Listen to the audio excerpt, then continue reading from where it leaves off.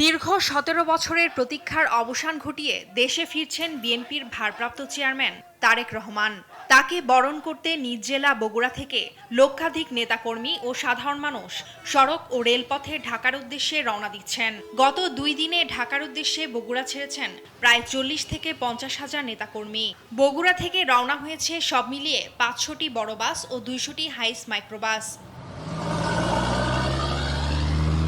বিএনপির ভারপ্রাপ্ত চেয়ারম্যান তারেক রহমানের প্রত্যাবর্তন উপলক্ষে বৃহস্পতিবার দলের নেতাকর্মীদের ঢাকায় নিয়ে যেতে ৪ জোড়া বিশেষ ট্রেনের পাশাপাশি ছোট বড় সব মিলিয়ে প্রায় ৬,০০০ গাড়ি ঢাকা অভিমুখে রওনা দিয়েছে। ভিগো ওয়্যার গার্ড প্রয়োজন মতো বাঁকানো যায়, অধিক চাপেও ভাঙে না। ভিগো।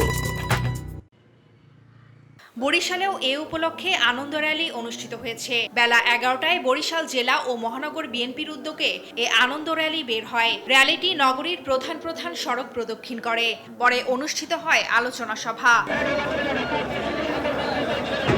তারেক রহমানকে বরণ করতে চাঁদপুর থেকে লক্ষাধিক নেতাকর্মী ও সাধারণ মানুষ সড়ক ও লঞ্চ যোগে ঢাকার উদ্দেশ্যে যাত্রা শুরু করেছেন। সকাল থেকে নেতাকর্মীদের বহন নিয়ে প্রায় ১৫টি লঞ্চ চাঁদপুর ঘাট থেকে ঢাকার উদ্দেশ্যে ছেড়ে যায়। এছাড়া বিভিন্ন উপজেলা থেকে পৃথকভাবে নেতাকর্মীরা কেউ বাসে আবার কেউ বা ভাড়া গাড়িতে ঢাকার পথে ছুটছেন। ব্রাহ্মণবাড়িয়ার আখাউড়ায় আনন্দ মিছিল অনুষ্ঠিত হয়েছে। ব্রাহ্মণবাড়িয়া ৪ আসনের বিএনপির মনোনয়নপ্রাপ্ত প্রার্থী মুশফিকুর রহমানের পক্ষ থেকে বুধবার সকালে উপজেলা বিএনপি, পৌর বিএনপি ও অঙ্গ সংগঠনের উদ্যোগে আখাউড়া রেলওয়ে স্টেশন চত্বর থেকে একটি আনন্দ মিছিল বের করা হয়। পরে অনুষ্ঠিত হয় সংক্ষিপ্ত আলোচনা সভা।